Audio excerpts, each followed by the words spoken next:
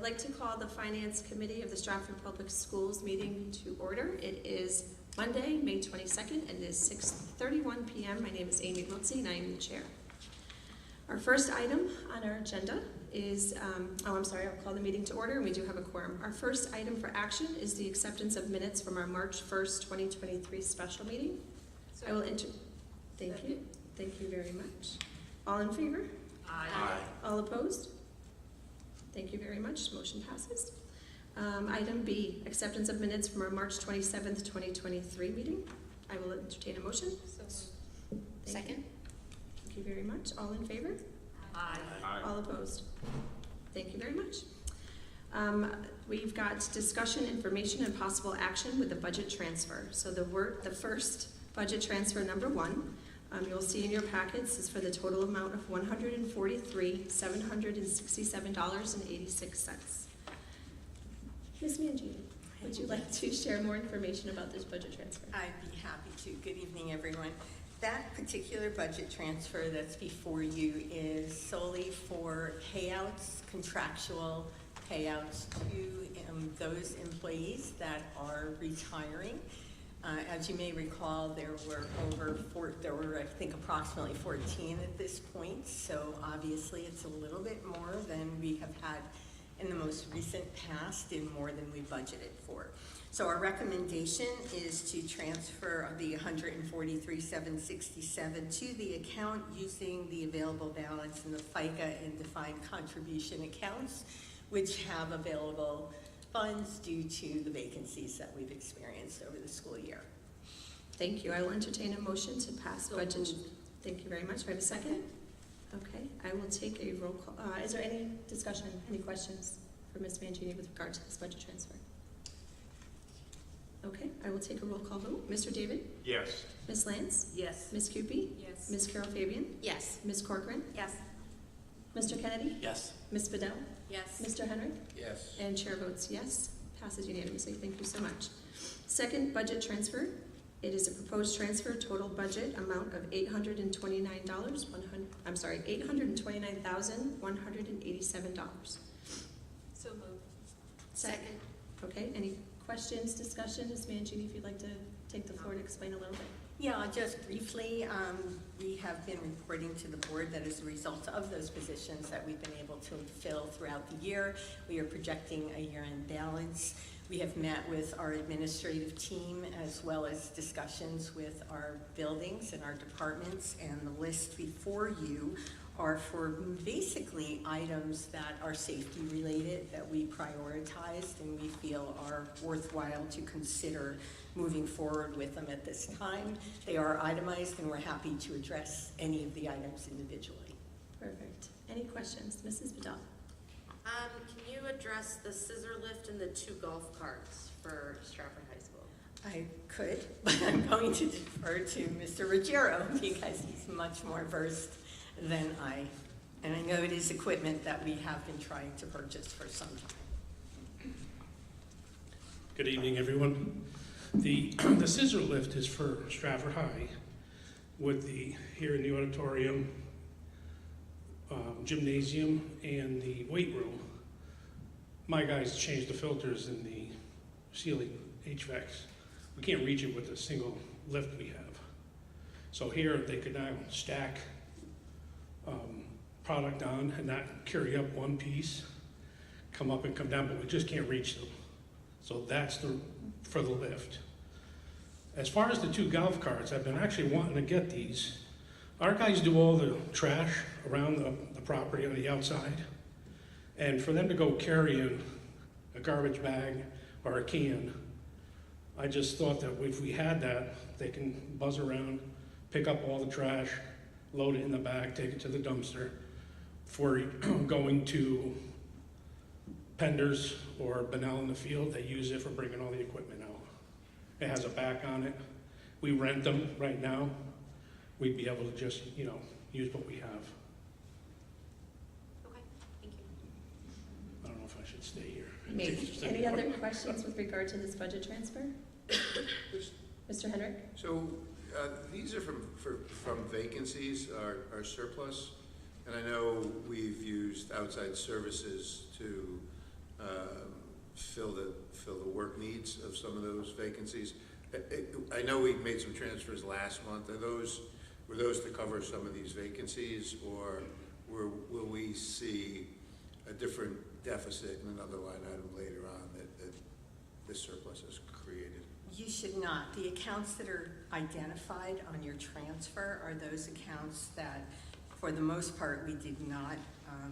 We filled either with a sixth class at the high schools and or we filled with substitutes, a variety of reasons. But you'll also see that what makes up the funding that's available to transfer to these accounts includes CIA salaries, which we have really struggled with all year, as well as the retiree insurance, which we were really excited about because it was a great renewal and we have savings in our fiscal year 24 budget as a result of that.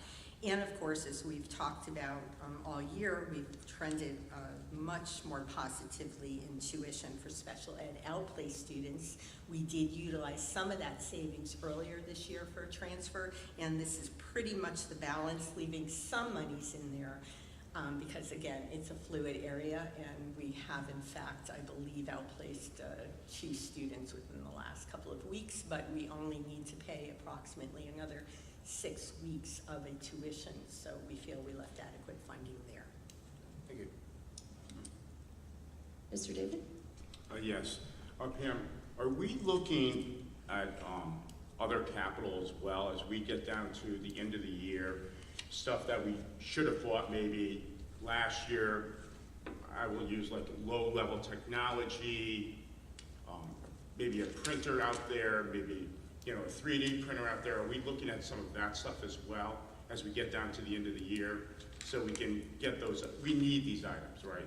It's not, I want to be crystal clear, it's not like a spending splurge. Oh, let's buy it now. We've been holding off. I know in some foods classes there's been some, equipment that we've held off year after year. Are we looking at that? Do we have a list? We do, Okay. and frankly, anybody who has worked closely enough with me knows I am incredibly conservative and very careful as we proceed through this process, and I don't believe in those school spend downs that happen in June. I think that's very poor practice. So what we did was, as we keep identifying additional year-end balances, which will happen, right? Each month, this is only through April, each month that we don't fill a position, that adds to our savings. What we're doing is prioritizing the items that, to your point, Bob, you're absolutely right. We simply haven't had the funds to do this in the past in a thoughtful, reasonable way. So we came to you last month with a couple of items. And again, as I emphasized, these really are a lot of safety issues that we have in here as well. Safety security cameras, the vape detectors, items such as that. That we've been talking about for a long time. So yes, I'm sure we will probably come back to the board in June with some additional items that are being requested of us, that we are just treading very carefully. And I have no problem with a late June meeting for late encumbrances that we need for this stuff. It's just, we need to do that as a board. Thank you. Ms. Lance? On a personal note, Pam, I'd like to say thank you very much for the retiree insurance plans. I know that we have 2 separate ones in town for teachers, and one in my house has this one, and one in my house has this one. So you did. I don't know how much you shopped around, but thank you, because it's unbelievable. Great. So thank you. You're welcome.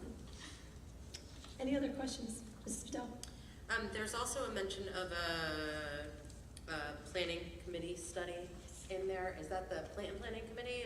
Or is there a separate committee? No, that is the planning committee. I'm sorry, she left off the plan. That's okay.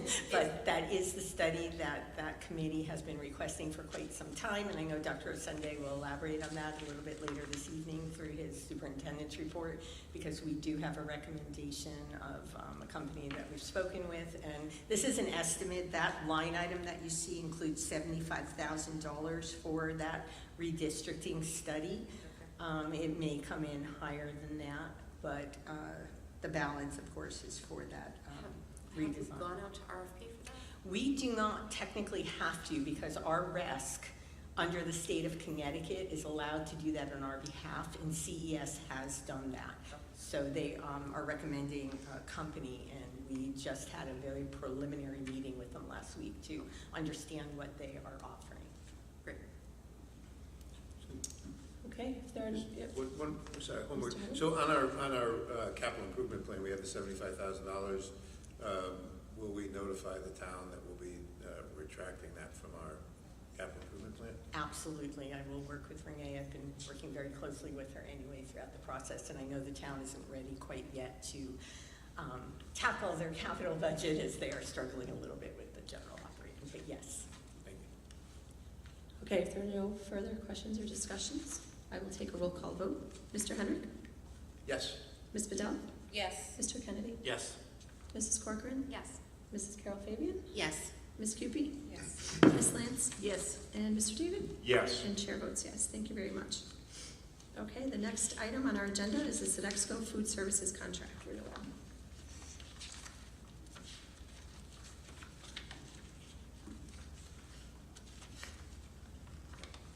Would you like me to address Please. this? Yes, I'm sorry, looking down at my notes here. Okay, in your packet, you do have information with regard to this process. I gave you a brief synopsis that under the terms of the agreement and per state regulations, we are allowed to renew our existing contract for 4 terms after our initial term. And last year, of course, was when we did a formal RFP. And now this would be year 1 of, or the first of our 4 renewals. And I can't emphasize enough how driven this process is by the state of Connecticut.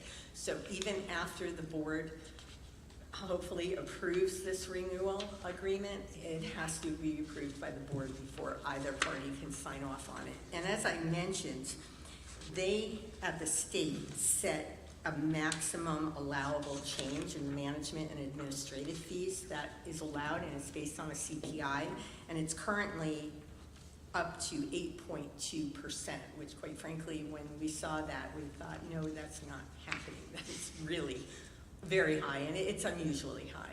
In dealing with our partners at Sodexo, we were able to negotiate what we believe is a reasonable increase at 3.9, and I do remind you that when we went out for an RFP last year, they did hold their price for us for 1 full year, so there was no increase last year. So I think it's reasonable. Okay, thank you. Mrs. Bedell? Just a quick, are there any other amendments to the agreement at all, or just? Great question, but no, there are not. It was only a change in cost. Thank you. Any other questions regarding Sodexo? Okay, thank you. We will move on to the financial report section with Ms. Mangini's report on expenditures and encumbrances. Yes.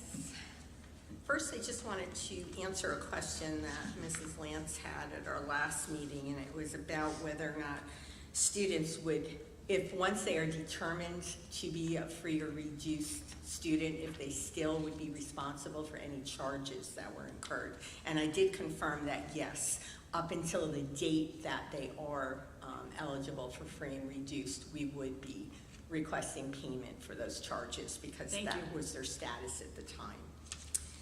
Okay, with regard to our financial status report, I gave you our monthly financial as well as my overview. And the things that are the most significant as far as change is, again, our year-end balance is primarily a result of salaries based on savings from vacant positions, and I emphasize once again that that's through April. We continue to analyze this at this point basically weekly, and thank goodness for Susan Nicholson, because I'm really grateful to her wonderful spreadsheets and her attention to detail on all of this. And of course, when you aren't filling vacancies, you're saving on the benefits. You're saving on FICA, you're saving on health insurance, and everything associated with that. So there are savings in benefits along with some savings for unemployment, as I've reported all year, because we continue to run a little bit lower than we had anticipated, which is good news. The other area is other purchase services, and that involves our special education budget that we just spoke about with tuitions. Again, currently projecting a year-end balance, some positive information there.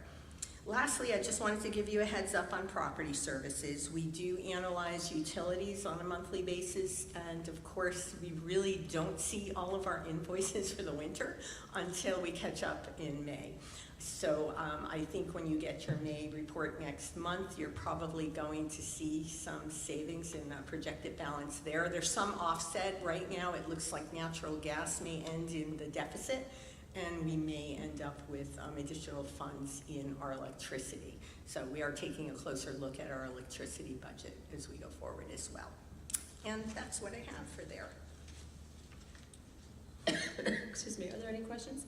Mr. Henry? So basically what this says is we're projecting a $1.5 million year-end surplus? That's exactly what it's saying, and that'll be less the transfer from this evening. So, okay, so we transferred about $1 million plus or minus today. A little Just- less than 850, yeah, But, so that'll be 1.5 minus that? correct. Okay. And again, that's just a projection. Yeah. Any other questions? Okay, thank you, Pam. We will move on to grants update with Dr. Clemmie.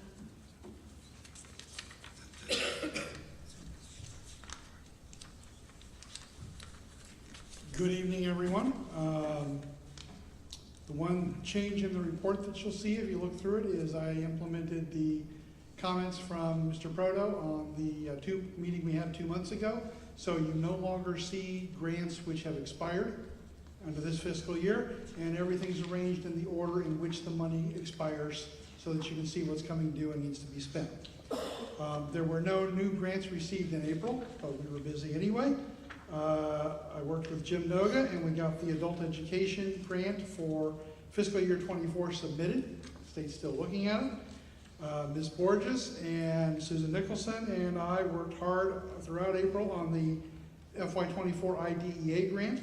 That was submitted the first week of May, and I'm proud to say it was already approved. So we're good to go on that. And as for upcoming, you probably are all aware, late May and June are basically spent cleanup, finishing things up, getting everything spent, and making sure everything's in order for the end of the fiscal year. We are looking at one further grant, which is the state has announced that there's going to be a grant called Right to Read, which is in line with the new state regulations regarding literacy curriculum and programming. And they're giving districts funds to support those changes.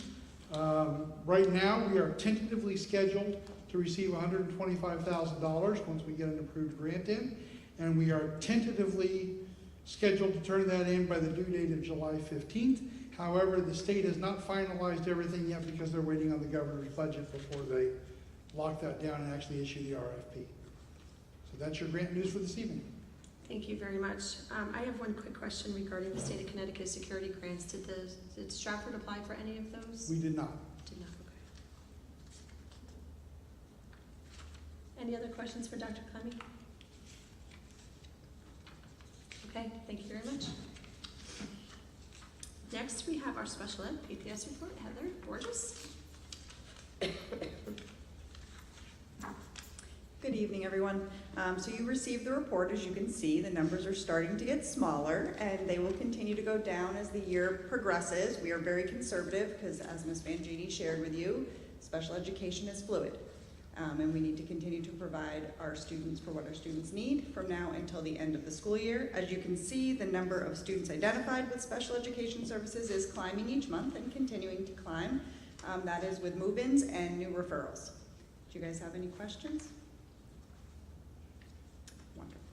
Oh, thank you. And item number 4, food services report. Back to Mrs. Mangini. Yes, and with regard to our food service report, and what you have in front of you, it reflects through the end of March, again, a very positive ending fund balance. And as I mentioned previously, we were required to present the state with a spending plan. You can never have more than 2 months worth of operating costs in your fund balance, and we do exceed that at the moment, which is actually really good news. Most healthy food service programs are in that position. And our plan was approved, and we're about to move forward with replacing some truly antiquated equipment. I know Karen wrote Espinoza is very excited about that. She's been waiting a long time. And it also will save, hopefully, in the future, some money out of our general operating for our ongoing repairs, because we have exceeded that budget appropriation over the last couple of years, because things are so old and keep breaking down. So we're pretty excited about that. Wonderful. Are there any questions with regard to our food services report? Mr. Henry? I just, not food services back, but if I could, just back to your previous comment about our year-end balance and our transfers this evening. Mm-hmm. So we just transferred about $972,000. What portion of that will be coming off that 1.5 million? Or will any All of of it? it. The entire 972? Yeah. Okay, I thought you said 800. Yeah, no, I'm sorry, I was thinking of the larger of the two. You were ahead of me, you added them together. Okay, so Sorry it'll be both of those transfers we made today were not accounted for in this April 30 accounting? That's correct. Thank We you. wouldn't make those changes until the board formally approved them. Okay, thank you. Okay, thank you. Any questions with regard to the food services report? Okay, thank you very much. Mr. Mangini, if you could give us an update on our enrollment and registration status? Yeah, I'm not sure if you received the updated versions that are color copied of the enrollment report or not, but we do have a different version for you.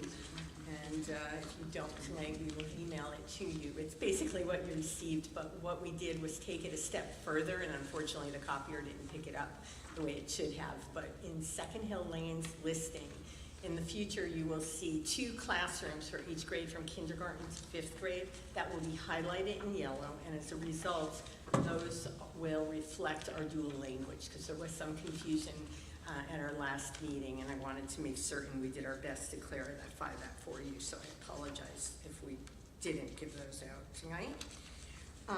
Also, with regard to SOTO, thank you, Mr. Hendrick, for catching that.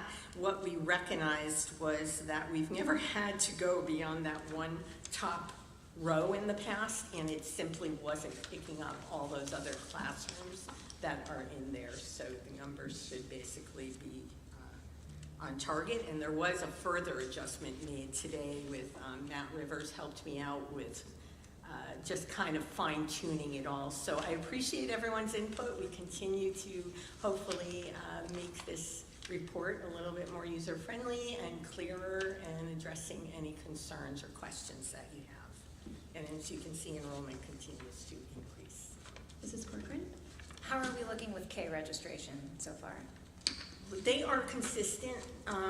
We took a look at it actually earlier today, and we're being very careful about class sizes in each of the schools. Of course, we have the contractual number that we can't exceed, but we're also trying to make certain that we're doing our best to balance. Of course, Dr. Hosande reminds us all the time to be very thoughtful about how we're affecting families. So we really are trying to look at that and do it with as much fidelity and kindness as we possibly can when we have to move a family. Of course, if there's a sibling, an older child in that school, that would not be the person we would reach out to. So right now we're doing okay. It's truly basically a weekly, if not 2 or 3 times a week, where my team and I meet and we review it all to make certain that we're where we should be. But we continue to Thank you. attract new people. Mrs. Bedell? Just to follow up on that, can incoming kindergartners get placement letters before They're the end of going June out, or the end of yes, the they are going out this week. year? They are. Yes. Mrs. Lance? Mrs. Mangini, just a projection of how many kindergarten registers have you had already? Oh gosh, we are probably up to, I would say, around 350 in that ballpark.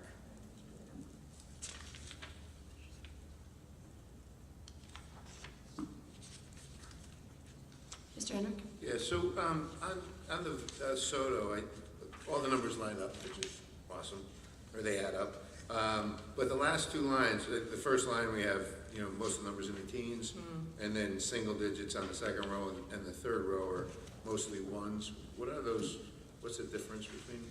I love it. Is it, Think alike. I asked the same question today, so I'm going to ask Ms. Borges if she can clarify that on that report, and I'm also gonna check my emails because I had my dear friend Matt checking that for me. and while I got you too, I know in the second lane, and I know you said they'd highlight them, but when we looked at it this week, there were 2 columns that lacked the 6th grade enrollment number, which at the time we assumed were the dual language. No, actually, the 6th grade does not have the dual language this year. Yeah, so there are two line items that don't have the 6th grade, and that's why we assumed that was this year. That's why we assumed this was the dual language. For 5th grade. Yeah, so it goes up to 5th grade. I will actually tell you which ones are the dual language. Okay. If you want to circle them on yours. Sure. In kindergarten, it's the first 2 that say 20 students. For grade 1, it's the 219 classrooms. Grade 2, it's the 20 and the 17. Grade 3, it's the 16 and the 14. Grade 4, it's the 218. And grade 5 is the last 16 and the 15. Thank you. Okay. I don't know if it just for, I mean, now, next year we'll have all 6th grade, assuming we'll have all 6th, so it won't matter as much, but I don't know if it would make sense just to line those up in the same. It was. I Just be a little totally easier. agree. We're A little working easier to on understand. getting that. Matt and I had a long conversation today because I think he shares the same hope to get this a little more clarified. But Matt, do you have answers on that? Yes, so for the SOTO chart, think of each one of those squares as a homeroom. SOTO has AM and PM classes. We're currently going through the names of the homerooms. The reason why you see all those ones is it's a single teacher, but the homeroom name is spelled wrong. So when the report runs, it creates a brand new cell for those homeroom names. So it's, for our next June meeting, you'll see a lot less populated rows, and you won't see those individual numbers. So it's just a data cleanup that we have to do. Okay, thank you. Mr. David? Yeah, and I understand you guys are gonna talk about dual language, I think, at the board meeting, but I have a question. If you, do you have to, can you transfer into the dual language program midstream? You have to start with that program, correct? Or You mean as can far someone as- help me? Yes, you can't transfer midstream. Denise Massari will be here for the regular board meeting. She'll field some questions as well on that, but right now, you can't transfer That midstream. one point, okay, thank you. Are there any other questions with regard to enrollment and registration? Okay, thank you so much, Mrs. Mangini. Without any other questions or discussion, I will entertain a motion to adjourn. So moved. Second, okay. All in favor? Aye. Thank you so much. Meeting adjourned at 6:58. Goodbye.